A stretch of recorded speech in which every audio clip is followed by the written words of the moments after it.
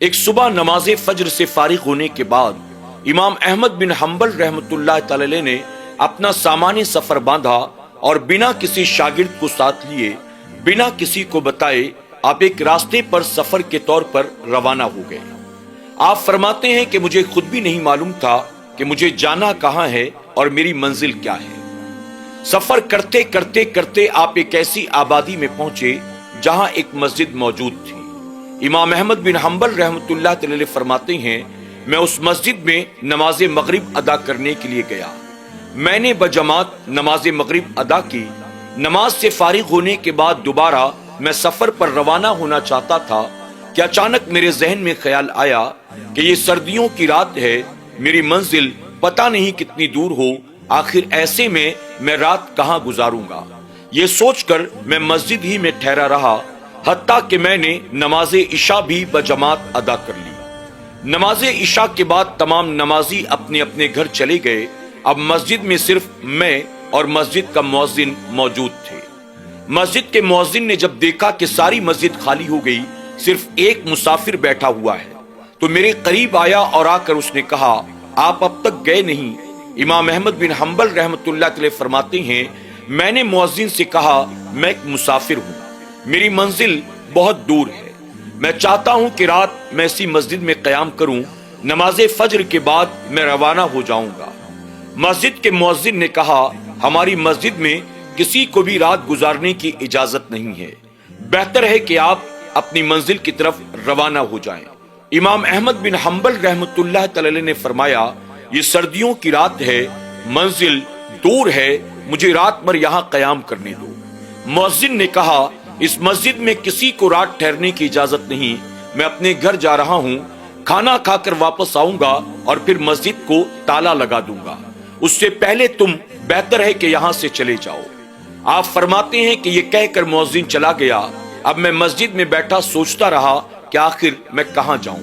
تھوڑی دیر کے بعد مؤذن واپس آیا اور اس نے مجھے دیکھ کر کہا، اے مسافر، ابھی تک تو گیا نہیں، اگر تو اب بھی نہ گیا تو مجھے جبرن تجھے دھکے مار کر مسجد سے باہر نکالنا پڑے گا۔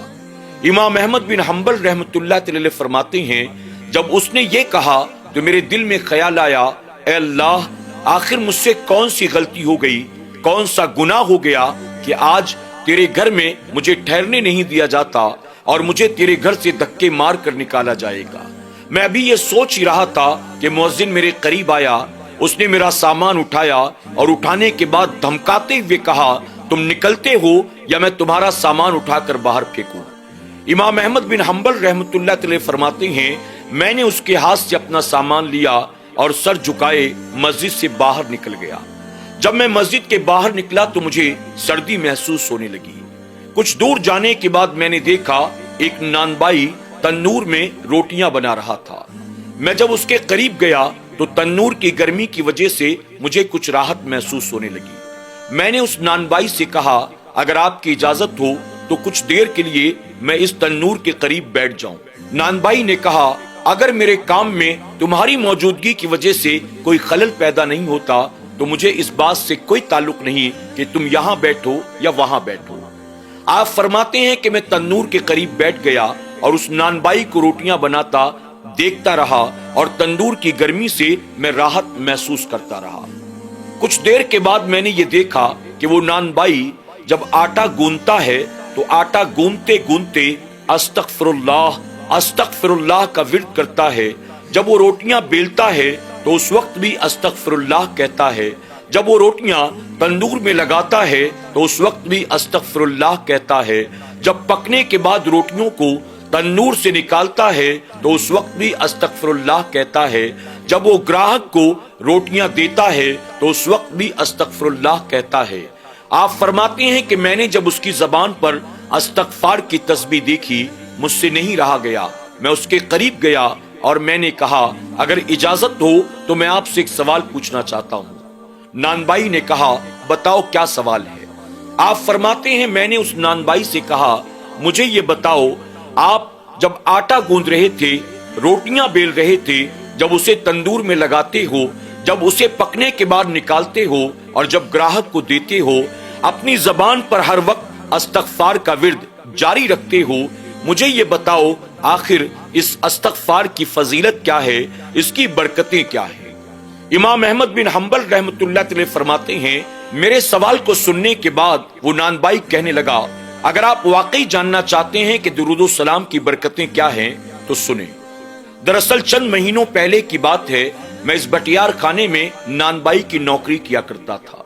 میری تنخواہ اتنی مختصر تھی کہ بمشکل تمام اپنے گھر والوں کے ساتھ میں گزارا کر پاتا تھا۔ میرے گھر میں میرے والدین کے علاوہ میرے بیوی بچے اور میرے بھائی بہن بھی موجود تھے۔ اپنے تمام بھائیوں بہنوں میں سب سے بڑا تھا، اس لیے پورے گھر بھر کی ذمہ داری میرے کاندھوں پر تھی۔ میری تنخواہ اتنی نہیں تھی کہ ہم 3 وقت اطمینان و سکون کی روٹی کھا سکتے۔ میں اسی بات کو لے کر ہمیشہ پریشان رہتا تھا، نہ میرے پاس اپنے والدین کی دواؤں کے لیے پیسے تھے، نہ اپنے بچوں کو پڑھانے لکھانے کے لیے میرے پاس کوئی انتظام تھا، اور نہ ہی اپنے بھائی بہنوں کی شادی بیاہ کرانے کا میرے پاس کوئی انتظام تھا۔ اسی سوچ اور فکر میں ہر وقت ڈوبا رہتا تھا۔ ایک دن جب نماز فجر ادا کرنے کے بعد میں مسجد میں بیٹھا اللہ کی بارگاہ میں اپنی پریشانیوں کو یاد کر کے رو رہا تھا، کسی اللہ والے سے میری ملاقات ہوئی اور اس اللہ والے نے مجھ سے کہا، میں تمہیں ایک ایسا وظیفہ سکھائے دیتا ہوں کہ جس کی برکت سے اللہ تمہاری ہر پریشانی کو دور فرما دے گا، اللہ تمہارے رزق میں برکت عطا کرے گا، اور اگر تم نے پابندی کے ساتھ اس وظیفے کو اپنایا تو پھر اللہ تمہیں کسی کا محتاج نہیں بنائے گا۔ پھر وہ نان بائی کہنے لگا، اس اللہ والے نے مجھے استغفار کا ورد سکھا دیا۔ اب میں نے صبح شام استغفار کا ورد کرنا شروع کیا۔ نتیجہ یہ ہوا کہ چند دنوں کے بعد جس بٹیار خانے میں نان بائی کی نوکری کیا کرتا تھا، اللہ نے مجھے اس بٹیار خانے کا مالک بنا دیا۔ اب میں نے صبح شام استغفار کے ورد کو اپنا اوڑھنا بچھونا بنا لیا ہے۔ میں چلتے پھرتے اٹھتے بیٹھتے ہر وقت استغفار کا ورد کرتا ہوں، اور میں نے یہ دیکھا ہے اس وظیفے کو اپنانے کی بنیاد میرے رب نے میری تمام تر تمناؤں کو پورا کر دیا۔ اللہ نے ہر مشکلات کو دور کر دیا، اللہ نے میرے رزق میں خوب برکتیں عطا کی۔ صرف ایک دعا ہے جو اللہ نے اب تک قبول نہیں فرمایا، علاوہ اس کے رب نے میری ہر آرزو کو پورا کیا ہے، ہر تمنا کو پورا فرمایا ہے، اور مجھے اپنے رب کی ذات پر یقین ہے کہ میرا رب مجھے موت دینے سے پہلے میری وہ دعا بھی ضرور قبول فرمائے گا۔ امام احمد بن حنبل رحمۃ اللہ علیہ فرماتے ہیں، آخر وہ کون سی دعا ہے جسے رب نے اب تک قبول نہیں فرمایا؟ وہ نان بائی کہنے لگا، میں نے ایک بزرگ کا بڑا نام سن رکھا ہے جنہیں لوگ امام احمد بن حنبل کہتے ہیں۔ میری یہ تمنا ہے کہ میں بھی ان سے ملاقات کروں، میں ان کی خدمت میں حاضری دوں، لیکن اپنی مصروفیت کی وجہ سے میں وقت نکال نہیں پاتا، اس لیے میں ان کے پاس جا کر اب تک ان کی زیارت نہیں کر سکا۔ یہی میری ایک تمنا ہے جو اب تک پوری نہیں ہوئی۔ اللہ اکبر۔